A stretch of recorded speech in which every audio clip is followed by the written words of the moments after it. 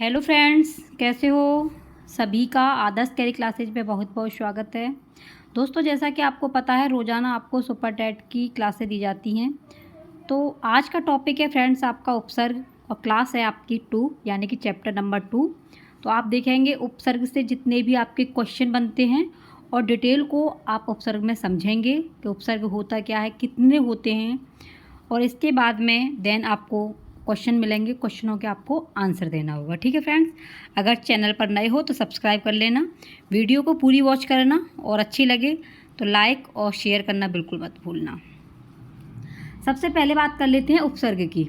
ठीक है फ्रेंड्स, उपसर्ग क्या होता है? तो दोस्तों देखिए, उपसर्ग को अगर हम तोड़ेंगे तो उप प्लस सर्ग यानी उप जमा सर्ग। उपमाने होता है समीप। क्या होता है? उपमाने समीप। और सर्ग माने होता है सृष्टि करना। क्या होता है? सृष्टि करना। तो ये होता है सर्ग। सर्ग मतलब समीप, सृष्टि करना। उपमाने समीप और सर्ग माने सृष्टि करना। इतना समझ में आ गया होगा। अगर पूछ लेते हैं कि उपमाने क्या है तो आपको समीप बताना है, सर्ग माने क्या है तो सृष्टि बताना है। अब बात कर लेते हैं फ्रेंड्स कि उपसर्ग होता क्या है। तो दोस्तों, किसी शब्द के समीप आकर, किसी शब्द के समीप यानी कि पास आकर नया शब्द बनाना उपसर्ग कहलाता है। किसी शब्द के समीप आकर नया शब्द बन जाए वो आपका उपसर्ग कहलाता है। दूसरे शब्दों में समझेंगे, उपसर्ग वे शब्दांश होते हैं जो शब्द के पहले जुड़कर शब्द का अर्थ बदल देते हैं। यानी कि पहले दोस्तों उपसर्ग में होता क्या है कि ये शब्द के पहले जुड़ते हैं, शब्द के पहले जुड़कर और शब्द का अर्थ ही बदल देते हैं। तो ये आपके उपसर्ग कहलाते हैं। नेक्स्ट समझेंगे, दो शब्दों से मिलकर उप जमा सर्ग से जोड़ना, यानी कि दो शब्दों से मिलकर के आपका उपसर्ग बनता है। अगर पूछ लेता है एग्जामिनर कि उपसर्ग कितने शब्दों से मिलकर के बना है तो आपका आंसर होगा उपसर्ग दो शब्दों से मिलकर के बना है, उप जमा सर्ग, जिसका मतलब होता है जोड़ना। ठीक है। उपसर्ग को दोस्तों आदि प्रत्यय भी कहा जाता है। मोस्ट इम्पोर्टेंट है, कई एक बार आपके एग्जाम में देखने को मिला है।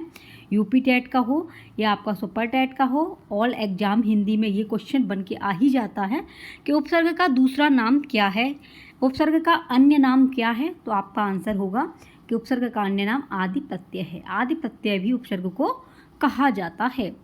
अब बात करेंगे कि उपसर्ग जो है कितने भागों में बटे हुए हैं, उपसर्ग कितने भागों में विभक्त है।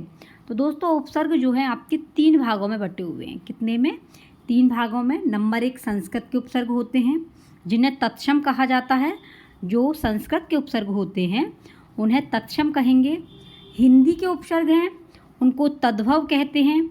और उर्दू विदेशी के उपसर्ग को आगत कहते हैं। ये आपको याद रखना ही होगा क्योंकि संस्कृत का उपसर्ग तत्सम, अगर तत्सम का नाम पूछ ले तो संस्कृत के उपसर्ग होगा, हिंदी के उपसर्ग तद्भव और उर्दू विदेशी के उपसर्ग आपके आगत।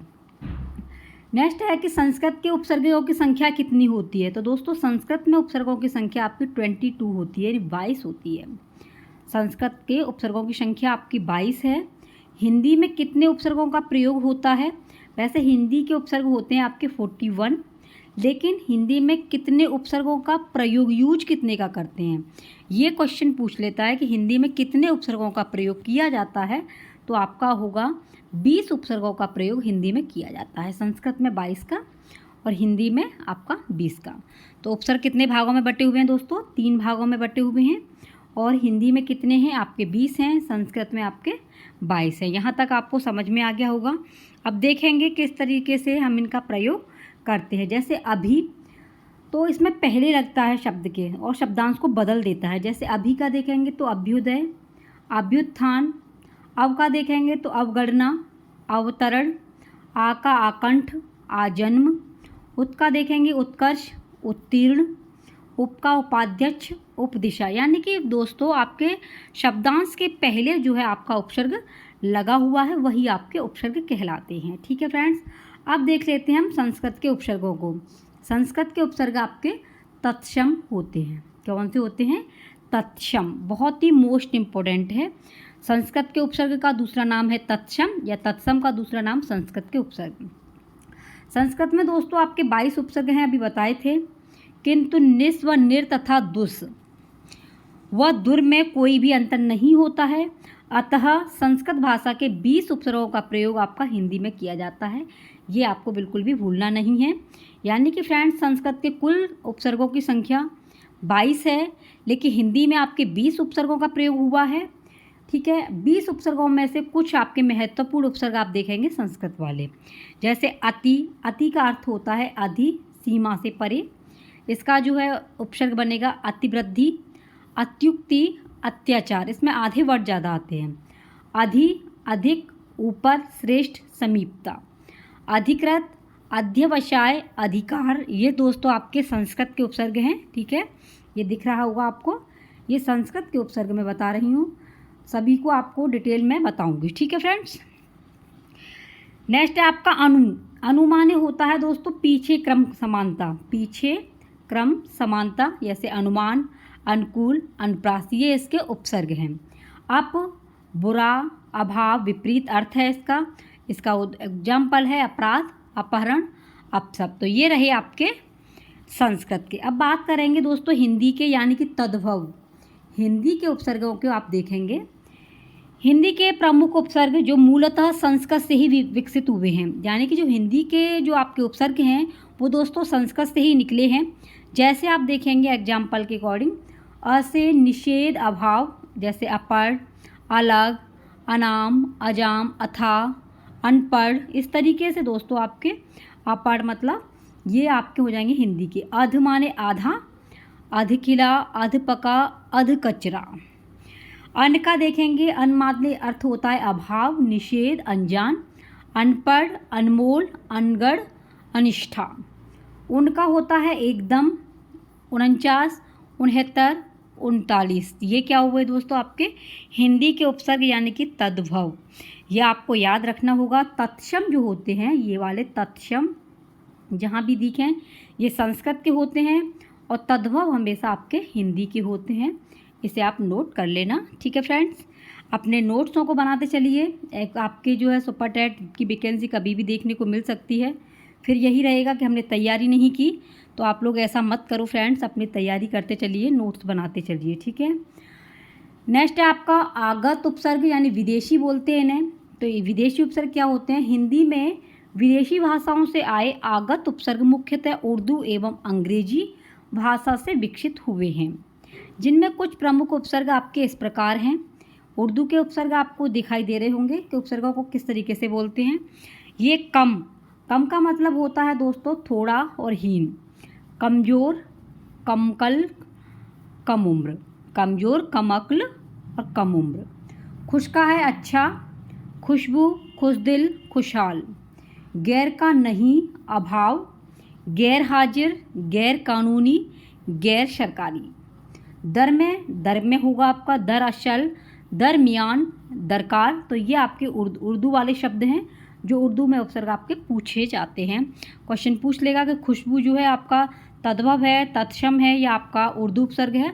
तो आप जो है उर्दू उपसर्ग अगर दिया गया होगा तो उर्दू पर आप लगा देना, आपका आंसर बिल्कुल राइट जाएगा। नेक्स्ट है दोस्तों आपके अंग्रेजी के उपसर्ग।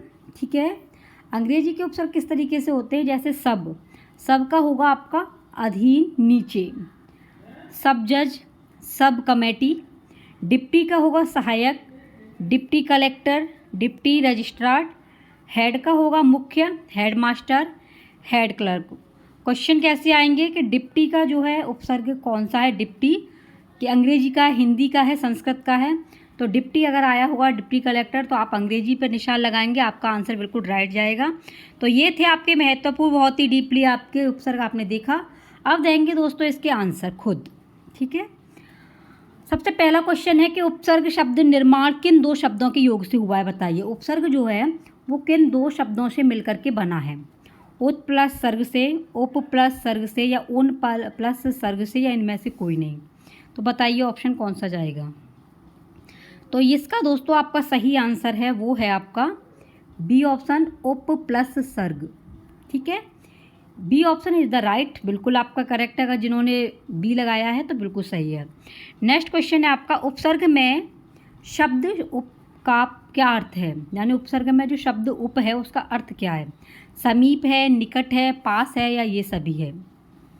तो फ्रेंड्स इसका सही आंसर जो है वो है आपका, देखिए इसका समीप भी होता है, निकट भी होता है, पास भी होता है, तो इसलिए इसका आंसर जाएगा ये सभी, यानी कि डी ऑप्शन बिल्कुल राइट है। नेक्स्ट क्वेश्चन है, उपसर्ग को अन्य और किस नाम से जाना जाता है? आदि प्रत्यय से, अनादि प्रत्यय से या अयादि प्रत्यय से या इनमें से कोई नहीं। तो फटाफट से आंसर दीजिए कौन सा ऑप्शन राइट है। तो उपसर्ग को दोस्तों अन्य नाम से जाना जाता है आपके आदि प्रत्यय से, इसलिए इसका ए ऑप्शन बिल्कुल सही है। नेक्स्ट क्वेश्चन है आपका, हिंदी भाषा में मुख्य रूप से कितने प्रकार के उपसर्ग होते हैं? अभी बताया था आपको, तो कितने प्रकार के उपसर्ग होते हैं? 5 या 4 या 3 या 2? तो कौन सा ऑप्शन सही है? हिंदी भाषा में मुख्य रूप से आपके 3 उपसर्ग होते हैं। ठीक है, कितने होते हैं? 3 उपसर्ग होते हैं, सी ऑप्शन बिल्कुल सही है। नेक्स्ट क्वेश्चन है, हिंदी भाषा में मूल रूप से संस्कृत के कितने उपसर्गों का प्रयोग होता है? किसमें पूछा है? हिंदी भाषा में। हिंदी भाषा में मूल रूप से संस्कृत के कितने उपसर्गों का प्रयोग होता है? तो ये आपको बताना है कितने का होता है हिंदी भाषा में मूल रूप से संस्कृत के। तो ये होता है दोस्तों आपके 20 का, यानी ए ऑप्शन। अगर पूछ लेगा कि संस्कृत के कितने उपसर्ग हैं तो आपको 22 बताना होगा। हिंदी में पूछा है कि संस्कृत के कितने उपसर्गों का प्रयोग किया गया है, तो आपको आंसर देना होगा ए, यानी कि 20 उपसर्गों का प्रयोग किया गया है। संस्कृत के जो 22 हैं उनमें से 20 का प्रयोग हिंदी में होता है। अगला क्वेश्चन है आपका, किसी शब्द में उपसर्ग का प्रयोग कहाँ किया जाता है? शब्द के अंत में किया जाता है, या शब्द के बीच में किया जाता है, या शब्द के आरंभ में किया जाता है, या ये सभी? तो फ्रेंड्स इसका सही आंसर है, शब्द के पहले जो लगाए जाते हैं वो उपसर्ग होते हैं। शब्द के आरंभ में जो लगाए जाते हैं वही आपके उपसर्ग होते हैं। उपसर्ग हमेशा शब्द के पहले आरंभ में ही लगाए जाते हैं। तो सी ऑप्शन आपका बिल्कुल सही है। नेक्स्ट है, स्पृश्य शब्द को विलोमार्थी बनाने के लिए किस उपसर्ग का प्रयोग किया जाता है? विलोमार्थी पूछा है, आ, अ, अन या अप। तो ये किया जाएगा दोस्तों, आपका विलोमार्थी पूछा है। ठीक है, वैसे अगर स्पृश्य का विलोम करेंगे तो अस्पृश्य हो जाएगा, इसलिए अ का प्रयोग किया जाता है, ये आपको याद रखना होगा। इसलिए ऑप्शन आपका लगेगा बी बिल्कुल सही है, यानी कि इसमें स्पृश्य का विलोम होगा अस्पृश्य, तो आपका बी ऑप्शन बिल्कुल सही है। ठीक है फ्रेंड्स, नेक्स्ट क्वेश्चन है आपका, अत्यंत शब्द में उपसर्ग का प्रयोग हुआ है। जो अत्यंत शब्द है डॉट डॉट उपसर्ग का प्रयोग हुआ है, उचित उपसर्ग का प्रयोग करते हुए रिक्त स्थान की पूर्ति कीजिए। खाली जगह में क्या आएगा? आदि, अत, अति या अति? तो ये है दोस्तों आपका अति। अत्यंत शब्द में जो उपसर्ग हुआ है वो आपका अति का प्रयोग हुआ है। अति उपसर्ग लग करके आपका अत्यंत बना है, इसलिए सी ऑप्शन बिल्कुल सही है। नेक्स्ट क्वेश्चन है आपका, उपसर्ग से निर्मित किन्हीं 2 शब्दों को लिखिए। तो ये से आपको किन्हीं 2 शब्दों के बारे में लिखना है, पुनर्जन्म, पुनर्लेखन या पूर्वांचल। तो इनमें से कौन सा सही है, ए और बी, या कौन सा आपको ऑप्शन सही लगता है? तो दोस्तों देखिए, से बना है आपका, पुनर्जन्म भी बना है और पुनर्लेखन बना है, पूर्वांचल तो बना नहीं है, इसलिए ऑप्शन इसका जाता है डी की ओर। ए और बी दोनों बिल्कुल सही है। लास्ट क्वेश्चन है, और आप अपना कमेंट बॉक्स में स्कोर बताना कि आपके 10 में से कितने क्वेश्चन सही गए। समकालीन और संभव में क्रमशः किन किन उपसर्गों का प्रयोग किया गया है? समकालीन में और संभव में बताइए। सम और समा का, समा और सम का, स और सम, सम और क्षमा, सम और सम का। तो कौन सा ऑप्शन बिल्कुल सही है? समकालीन में दोस्तों देखिए सम का, और संभव में सम का, यानी कि हलंत लगा हुआ है, इसलिए दोस्तों इसका डी ऑप्शन बिल्कुल सही है। तो ये थे आपके बहुत ही महत्वपूर्ण उपसर्ग, जिसमें दोस्तों 1 से 10 तक आपके MCQ दिए गए हैं, मोस्ट इम्पॉर्टेंट क्वेश्चन। तो आप बताना कि आपके कितने सही गए और आपको वीडियो कैसी लगी। अगर चैनल पर नए हो तो दोस्तों सब्सक्राइब जरूर कर देना। बिना कहे सुने लाइक कर दिया करो, शेयर ज़रूर करना, जिससे हमारे जो भाभी अध्यापक और अध्यापिकाएँ तैयारी कर रहे हैं उन तक इस वीडियो को ज़रूर शेयर करना। बेल आइकन की घंटी को बजा देना, जिससे दोस्तों रोज़ाना की नोटिफिकेशन आप तक पहुंच सके। और दोस्तों अगर आपको इस वीडियो का PDF प्राप्त करना है तो टेलीग्राम है आपका ही चैनल, तो टेलीग्राम से जुड़ जाना। आपको सर्च करना होगा आदर्श कैरियर क्लासेज, टेलीग्राम पर जा कर के वहाँ पर इसका PDF आपको प्राप्त हो जाएगा। ठीक है फ्रेंड्स, तो ये थे आपकी सेकंड क्लास, यानी कि सेकंड चैप्टर था। पहले जो है वर्णमाला करा दी संपूर्ण। आप प्लेलिस्ट से जा कर के सारी वीडियो वॉच कर सकते हैं। और ये आपका सेकंड है आपका उपसर्ग, तो ये आपकी समझ में आ गया होगा। ठीक है फ्रेंड्स, मिलते हैं कोई नेक्स्ट वीडियो में। तब तक के लिए बने रहिए अपने ही चैनल पर आदर्श कैरियर क्लासेज के साथ में। जय हिंद, वंदे मातरम।